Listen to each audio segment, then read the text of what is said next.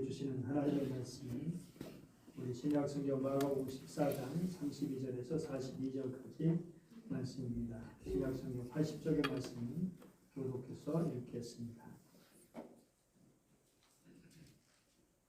그들의 겟세마네 하는 곳에 이르되 예수께서 제자들에게 이르시되 그가 기도할 동안에 너희는 여기 앉아 있으라 하시고 베드로와 야고보와 요한을 데리고 가실세 심히 놀라시며 슬퍼하사 말씀하시되 네 마음이 심히 고민하여 죽게 되었으니 너희는 여기 머물러 깨어 있으라 하시고 조금 나아가사 땅에 엎드려 될 수 있는 대로 이때가 자기에게서 지나가기를 구하여 아빠 이르시되 아빠 아버지여 아버지께는 모든 것이 가능하오니 이제는 내게서 옮기시옵소서. 그러나 나의 원대로 마시옵고 아버지 원대로 하옵소서 하시고 돌아오사 제자들이 자는 것을 보시고 베드로에게 말씀하시되 시몬아 자느냐 네가 한 시간도 깨어 있을 수 없느냐 시험에 들지 않게 깨어 있어 기도하라. 마음에는 원이로되 육신이 약하도다 하시고 다시 나아가 동일한 말씀으로 기도하시고 다시 오사 보신즉 그들이 자니 이는 그들의 눈이 심히 피곤함이라 그들이 예수께 무엇으로 대답할 줄을 알지 못하더라. 세 번째 오사 그들에게 이르시되 이제는 자고 쉬라 그만 되었다 때가 왔도다 보라 인자가 죄인의 손에 팔리느니라 일어나라 함께 가자 보라 나를 파는 자가 가까이 왔느니라. 아멘. 이번 주간은 기쁨의 환호 환성에서 시작해서 비참한 죽음으로 마무리가 되는 종교 고난 주간입니다. 죽음이라는 것은 비극이죠. 그것도 십자가의 죽음. 이런 말은 솔직히 처절하고 참혹한 고통스러운 것입니다. 유교 경전에 오복이 나옵니다. 수, 부, 강령, 유오독, 고정명 이렇게 5가지 복인데 그 중에서 고정명 마지막에 나온 것은 죽음의 복, 웰다잉을 말하죠. 제명대로 살다가 편안하게 죽는 것입니다. 누구나 다 원하는 바 있죠. 그렇다면 우리 예수님께서는 천수를 누리지도 못하시고 부도 누리지 못하시고 그만 편안한 죽음도 못하셨으니 정말 복이 없으신 분이다 라고 말할 수 있습니다. 그런데 그러한 분을 수많은 사람이 찬양과 경배를 드리고 우리의 구주 하나님으로 섬기고 있습니다. 놀라운 일이 아닐 수 없습니다. 우리 예수님께서 여러 사람이 입성하셨는데 놀랍게도 이 일에 대해서 이미 500여 년 전에 스가랴 선자는 이렇게 예언을 했습니다. 도성 시온아 크게 기뻐하여라. 도성 예루살렘아 환성을 올려라. 내 왕이 내게로 오신다. 그는 공의로우신 왕, 구원을 베푸시는 왕이시다. 그는 온순하셔서 나귀 곧 나귀 새끼인 어린 양 나귀를 타고 오신다. 메시아 예수님은 왕이시라는 것입니다. 그런데 그 왕권을 가지신 분이 놀랍게도 어린 나귀를 다닐 정도로 겸손하고 온순하시다라는 것입니다. 여러분, 한 나라의 권력을 가진 사람과 겸손이 어떻게 어울린단 말입니까? 권력과 겸손이 어떻게 손을 잡는단 말인가요? 이전의 통치자들, 그야말로 억압하고 착취하고 포악한 통치를 한 경우가 너무나 많이 있습니다. 그리고 왕이나 장군은 말이나 노새를 이렇게 탔습니다. 그런데 나귀, 당나귀라니요. 나귀는 존귀하지 못합니다. 위험도 없습니다. 크기도 그렇고 역할도 훌륭하지 않습니다. 거기다가 어린 낙이라면 더 말할 것도 없습니다. 그런데 예수님께서 왜 하필 나귀, 그것도 새끼 나귀를 타셨는가 하는 것입니다. 마태복음 21장 2절 3절 말씀 보니까 너희는 맞은편 마을로 가라. 그리하면 그 매인 나귀와 나귀 새끼가 함께 있는 것을 보리니 풀어 내게로 끌고 오라. 만일 누가 무슨 말 하거든 주가 쓰시겠다라 그러면 즉시 보내리라 하시니 의도적으로 주님께서는 나귀의 새끼를 하신 것입니다. 당시 이스라엘 백성들 예수님은 메시아라고 추정하면서 자신들의 왕으로 추대하려고 했습니다. 이분이 왕이 되면 자기들의 모든 문제가 해결되겠다. 그런데 예수님은 노새가 아닌 말이 아닌 새끼 나귀를 당나귀를 타고 입성하신 것입니다. 주님은 영적인 지배자가 아니라 멍에를 매신 섬기는 자로 오셨다는 것을 몸으로 보여주시고 이런 주님은 최후의 만찬 때도 겸손하게 제자들의 발을 씻겨 주셨습니다. 그러면서 말씀하시기를 같이 읽어볼까요? 내가 주와 또는 선생이 되어 너희 발을 씻었으니 너희도 서로 발을 씻어주는 것이 옳으니라. 그리고 평소에 뭐라고 말씀하셨냐면 자기 십자를 지고 나를 따르라고 말씀하셨죠. 그런데 그런 주님이 먼저 자신의 십자를 자신이 지신 것입니다.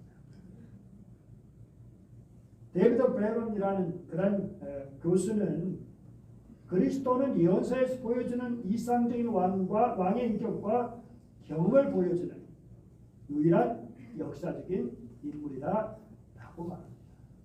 이상적인 왕의 인격과 경험을 보여주는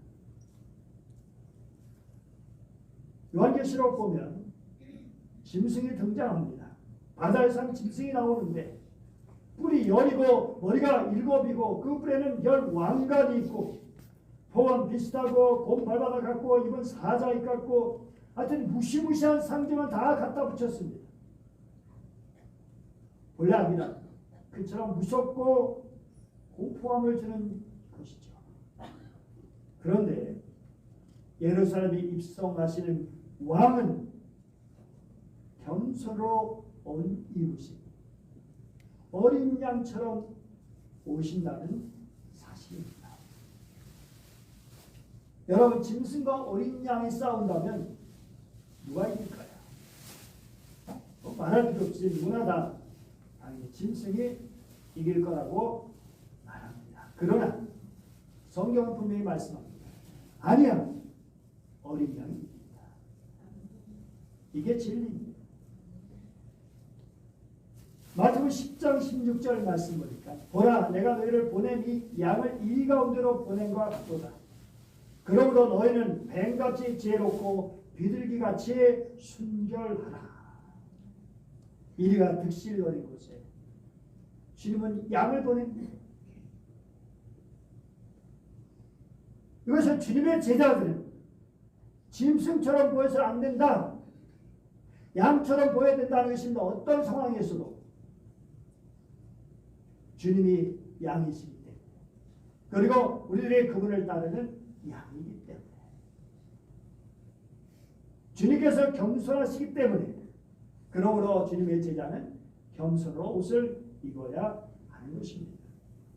실제로 양보하고 받아주고 용납하고 용서하며 이해하며 살아야 하는 것입니다.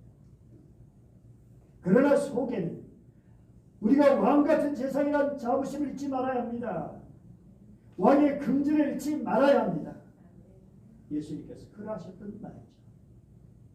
그런데 왕이신 주님께서는 제자들의 생각과 전혀 다르게 죽음의 길을 걸으셨습니다. 여러분 죽음이란 우리 인간에게 모든 피조물에게 피할 수 없는 일입니다. 여기는 저와 여러분 모두가 언젠간 다 죽음의 날을 맞이할 겁니다. 여기 50년 뒤, 아니 100년 뒤에는 그때의 교회가 존재한다면 전혀 다른 사람들이 여기 있을 겁니다. 그런 우리는 죽음에 관하여 깊이 생각해 보아야 할 것입니다. 죽음은 나에게 어떤 모양으로 다가올까? 늙고 병든 육신을 덮치는 방식으로 내게 서서히 한 걸음씩 다가올 것인가?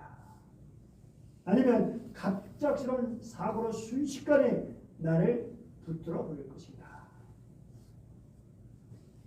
모릅니다. 우리는 어떤 죽음이 찾아올지.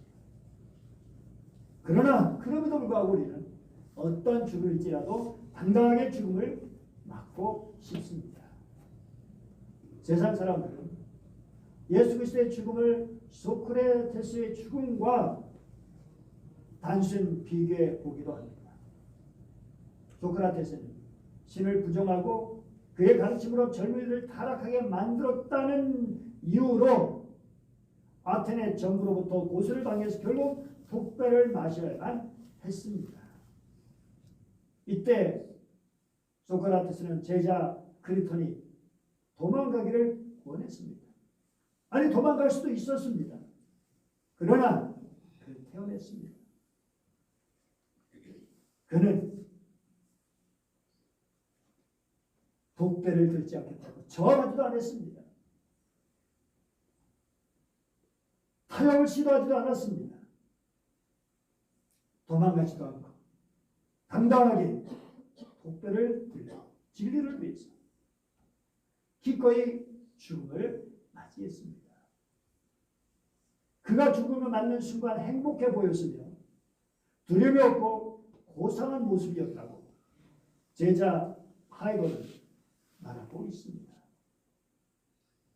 그런데 우리 예수님께서는 전혀 다른 모습을 보이셨습니다. 예수님께서는 제자들을 끌고 겟세마네라는 곳으로 가셔서 기도하셨습니다.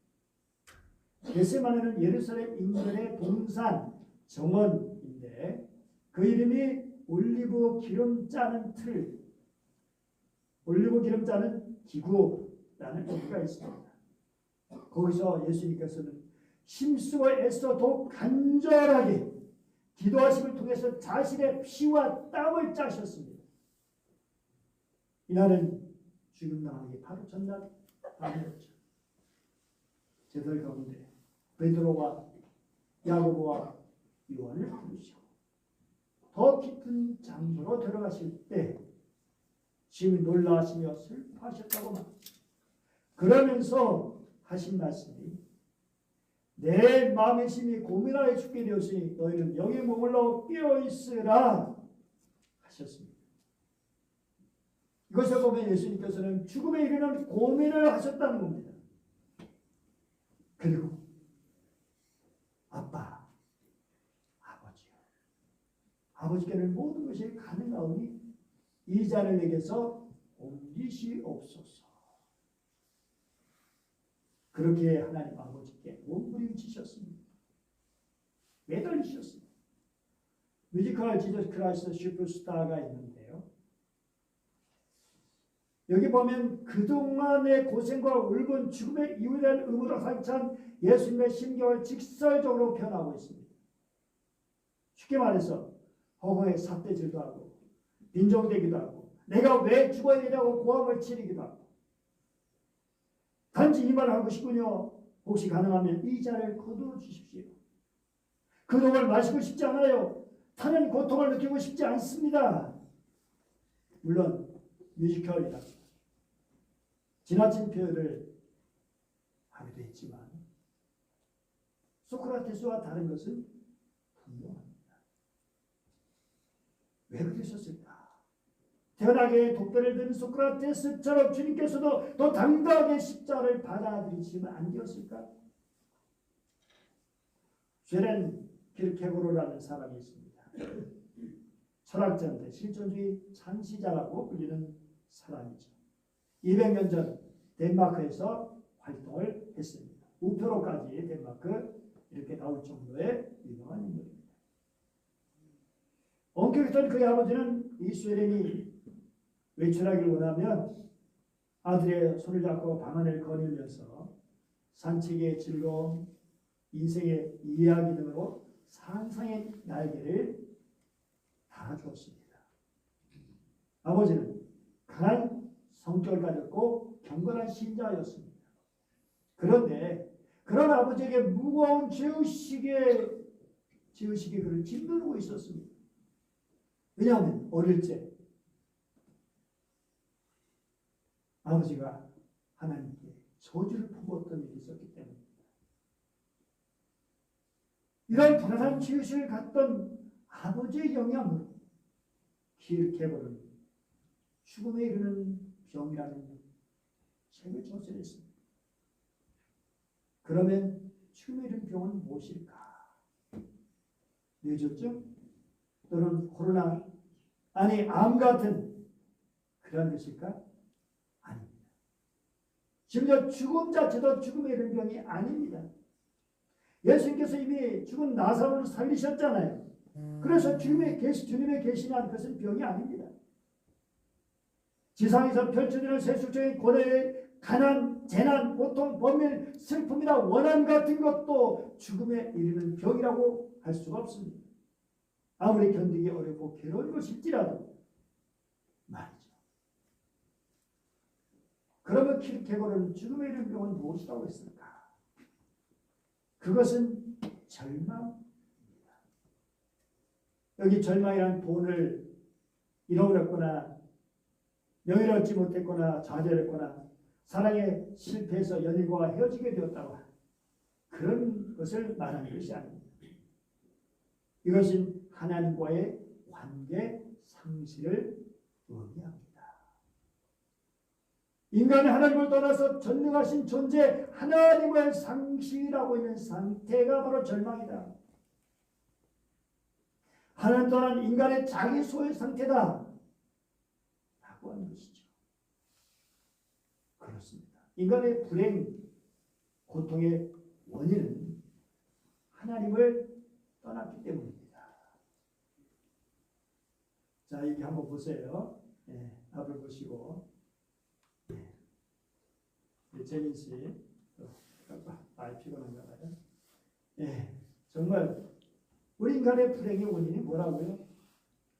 인간의 고통의 원인이 뭐라고요? 하나님을 떠났기 때문입니다. 그 마음에 하나님을 상실했기 때문입니다. 그러므로 참 평안과 행복을 누리는 길이 뭐냐? 하나님께 돌아와서 우리 주님을 모시고 주님과 함께 사는 길입니다. 시편 13편 28절 같이 읽어볼까요? 시작. 하나님께 가까이 하니 내게 복이라. 하나님께 가까이 하는 것이 나에게 행복이다. 나에게 진정한 복이다. 절망에서 벗어날 수 있는 길은 키르케고르의 말처럼 하나님께 대한 믿음을 통해서만 가능한 겁니다. 그래서 절망의 반대말은 뭐라고요? 절망의 반대말은 희망이 아니라 신앙입니다. 한번 따라해 보시죠. 절망의 반대말은 희망이 아니라 신앙입니다. 여러분, 하나님을 떠난 것이 하나님과 관계의 상실이 절망이며 불행과 고통의 원인인 것을 여러분 정말 이해하고 공감하십니까? 절망이라는 병, 절망의 실체는 죄요 참담한 죽음이죠. 그래서 키르케고르는 이 절망의 죄의식을 초월하는 고민이 필요한데, 그리고 그렇게 고민할 때 거기서 비로소 믿음을 얻을 수 있게 된다고 말했습니다. 그런데 문제는 인간이 자신의 절망적인 상태를 좀처럼 깨닫지 못한다는 것입니다. 이는 마치 병들어 있는 사람이 의사가 진단 내리기 전까지 자신이 건강하다고 착각하는 것과 같습니다. 환자가 자신이 병들어서 있음을 깨닫고 그때서야 의사를 찾아갈 수 있죠. 마찬가지로 자신이 얼마나 절망 속에 빠져 있는지 제대로 알아야만 절망에서 빠져나올 수 있는 길도 찾게 될 것입니다. 예수님께서는 그야말로 홀로 죽음에 이르는 고민을 하셨습니다. 우리 인간이 어찌 그 마음을 다 헤아릴 수 있을까요? 분명한 것은 주님께서 죽음에 이르는 고민을 하신 것은 죄에 대해서 고민하셨다는 겁니다. 물론 예수님께서 죄가 전혀 없으시죠. 그렇기 때문에 결국 이것은 죄로 인해 죽을 수밖에 없는 우리 인간을 생각하시기 때문입니다. 따라서 예수님의 고민은 주님 자신을 위한 것보다 죄인인 온 인류를 위한, 바로 저와 여러분을 위한 그런 처절한 고민입니다. 예수님께서 죽은 나사로의 무덤에 가서 비통히 여기시고 불쌍히 여기시며 어떻게 하셨죠? 눈물을 흘리시더라. 예수님이 우셨다고 하는 분명한 기록입니다. 왜 우셨을까요? 우선 고통받는 자들에 대한 느끼는 공감 때문입니다. 우리 주님은 공감하시는 분이십니다. 그리고 또 하나는 죄의 참혹성 때문입니다. 요한에서 3장 8절 뭐라고 말씀하죠? 죄를 짓는 자는 마귀에게 속하나니 마귀는 처음부터 범죄함이라. 그러면서 같이 읽어보죠. 하나님의 아들이 나타나신 것은 마귀를 멸하라 하심이라.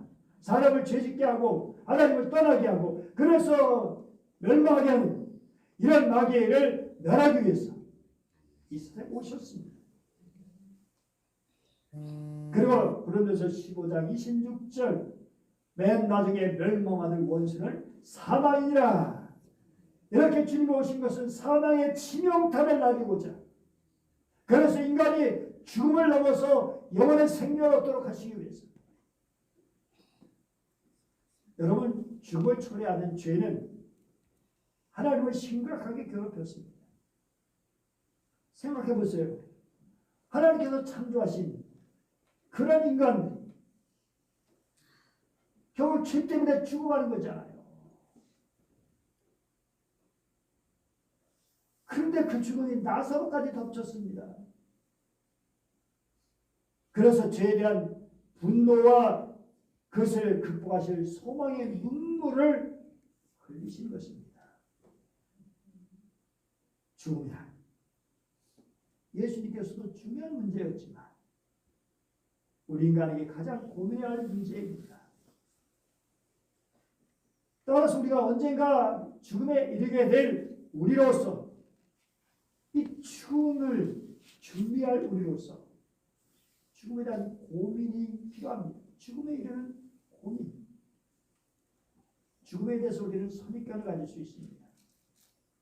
예수님께 비록 인간으로 오셨지만 하나님의 아들이신데 뭘 죽음이 어찌 겁나시겠어?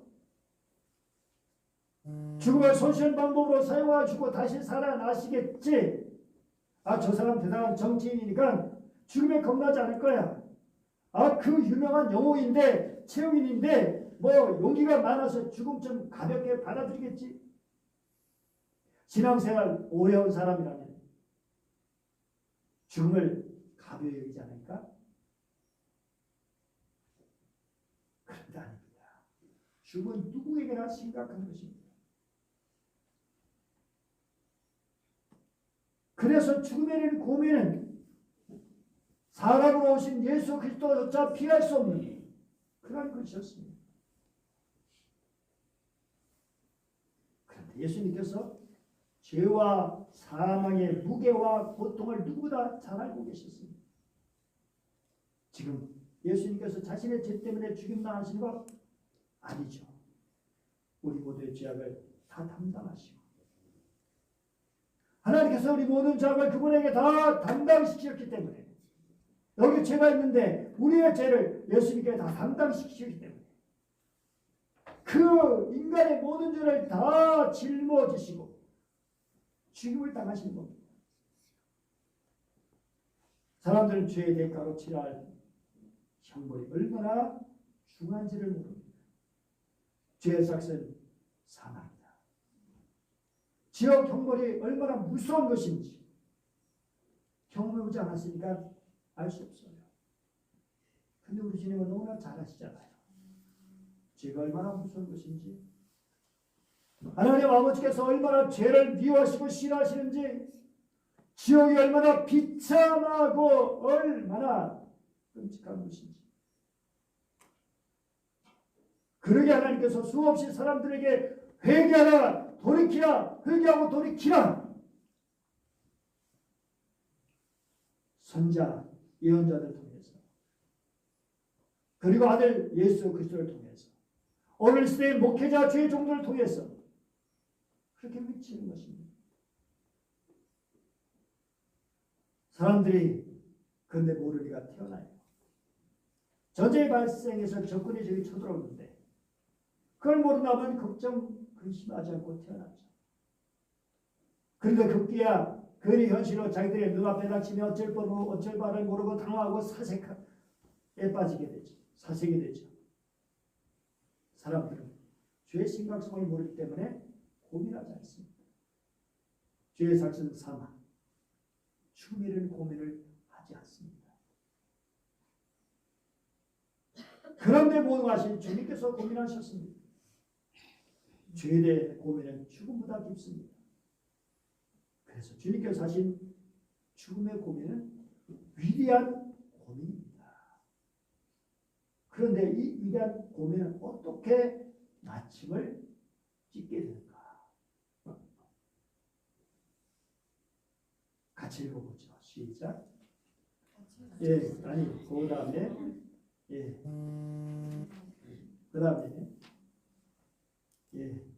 그러나 나의 원대로 하시옵고 아버지의 원대로 하옵소서. 아버지의 뜻을 순종하는 것으로 마치게 됩니다. 아버지께 모든 것을 맡기는 것으로 마치게 됩니다. 마찬가지입니다. 우리를 내내 괴롭히던 죄와 병과 고민과 죽음의 문제, 어떻게 아버지 뜻에 순종, 아버지께 맡김으로 해결이 되는 것입니다. 내 영혼을 아버지 손에 부탁하나이다. 고난주간이 왔습니다. 순환주간이 왔습니다. 예수님께서 사람의 몸을 입으시고 세상에 오셔서 죽음이라는 고민을 하신 그런 시간이 찾아온 것입니다. 이 기간에 그리고 저희들 심각하게 고민을 해야 됩니다. 아니 죽을 때가 되면 죽지에 무슨 고민을 해야 해? 그런데 죽음은 우연히 닥쳐오는 게 아니죠. 생명의 주인께서 어떤 모습으로 어느 때 우리를 부를지 알 수 없죠. 그런데 그때 죽음을 두려워하지 않고 추한 모습이 아니라 정말 하나님의 백성답게 죽음을 맞이할 수 있도록 준비가 필요한 겁니다. 여러분, 그런데 죽음에 대한 고민으로 끝나서는 안 됩니다. 더 중요한 건 죄에 대한 고민이 있어야 한다는 것입니다. 히브리서 12장 1절 보니까 믿음의 경주에 대해서 얘기하는데요. 수많은 증인이 우리를 둘러싸고 있어 우리도 갖가지 무거운 짐과 얼마의 죄를 벗어버리고 우리 앞에 놓인 다른 죄를 청하면서 달려갑시다. 이미 신앙의 길을 먼저 걸어갔던 죄를 다 떨쳐버리면서 죄와 싸우면서 달려왔던 선배들 있지 않느냐? 수많은 사람들 있지 않느냐? 그러면서 4절 같이 읽어볼까요? 4절 12장 시작. 여러분은 죄와 맞서서 싸우지만 아직 피를 흘리기까지 대항한 일은 없습니다. 아니 죄에 대해서 싸워야 되는데 답답할 정도로 소극적인 전투력으로 그렇게 싸우고 있다는 거예요. 그냥 이길 생각도 없이 패소할 결심이란, 여기서 보니까 옛날 법무장관 패소할 결심을 했다. 마찬가지로 우리가 패배할 결심을 하면서 싸우면 어떻게 되겠어요? 이길 수가 없죠. 영적인 전투를 마치 권투 선수에 비유해서 말하고 있어요. 권투 선수는 경기도 좀 살이 터지고 코피가 터지는 것, 여기서 있는 일이에요. 오늘날과 마찬가지죠. 생별공 싸움이 그렇지 않으면 패배할 수밖에 없어요. 죄는 마치 내려두면 저절로 뒤덮는, 밭을 뒤덮는 잡초와 같아요. 내버려두면 죄가 무성해져가지고 다 나를 지배해버려요. 그래서 우리는 제초자고 받은 밭에 무성한 잡초들을 말끔히 뽑아야 돼요. 그런데 그는 끝나나요? 시간이 지나면 또 생겨요. 그래서 또 우리는 다시금 잡초의 생명 같은 죄 우리 속에 들어와서 우리를 그렇게 어지럽히는 죄입니다. 그래서 우리는 날마다 자주자주 규칙적으로 우리 자신을 돌아보면서 죄와 싸워야 됩니다. 죄는 잡초를 뽑아내야 하는 것입니다. 예수 그리스도의 보혈의 공로를 의지해서. 여러분 죄를 소홀히 여기는 사람들이 많이 있습니다. 잠언 14장 9절 같이 읽어볼까요? 미련한 자는 죄를 심상히 여겨도 정직한 자 중에는 은혜가 있느니라. 어리석은 자는 죄를 우습게 여긴다. 무감하게 여긴다. 무감각하게 여긴다. 라는 말입니다. 결국 그것은 절망에 이르는 것입니다. 죽음에 이르는 것입니다. 사랑합니다. 우리는 죄를 용서받고 정말 사랑이 주죠. 아합은 죄의 순간적으로 죄와 그 벌이 미뤄졌지만 그러나 그 죄를 온전히 정리하지 않아서 결국 오늘 오후에 본 것처럼 비참하게 죄를 맞이하게 됐습니다. 우리는 날마다 우리를 구원하신 주님께 감사하면서 들고 떨림으로 우리 구원을 이룰 필요가 있습니다. 주님의 십자가를 귀하게 여긴다면 우리 죄 문제를 심각하게 여기고 그 죄와 날마다 싸우는 사람이 되어야 하는 것입니다. 그리고 아버지께 순종하는 것이죠. 아버지께 맡기는 것이죠. 주님 아버지 원대로 하옵소서. 내가 여기 있습니다. 나를 맡아 주관하여 주옵소서. 허물진 죄, 연약한 죄, 주님이 맡아주실 때, 주님의 품에 안길 때, 주님의 사람이 되어져서 온전히 주님께 드려질 때, 주님께서 온전히 우리를 통해서 위대하게 역사하시고 그의 뜻을 이루어주시고 영원한 천국 백성으로 복되게 살아가는 은혜를 누리게 하십니다. 기도하겠습니다. 은혜로우신 하나님 아버지 감사드립니다. 오늘도 저들을 사랑해 주시고 말씀을 주시니 감사합니다. 오늘 예수님의 십자가를 앞두시고 처절하게 고민하신 그 모습을 통해서 죽음에 이르는 고민이 우리에게 있게 하시고 죄에 대한 고민이 있게 하시고 죄와 실하게 싸우면서 아버지께 아버지의 뜻대로 되기를 원합니다. 아버지의 뜻이 이루어지기를 원합니다. 아버지의 마음대로 저희들을 사용하여 주시옵소서. 이 평생 한평생 온 평생 주님께 이 몸과 마음을 맡깁니다. 주여 도와주시옵소서. 그렇게 살아가는 복된 주의 백성들 되게 하여 주옵소서. 감사드리며 주 예수님의 이름으로 기도드립니다.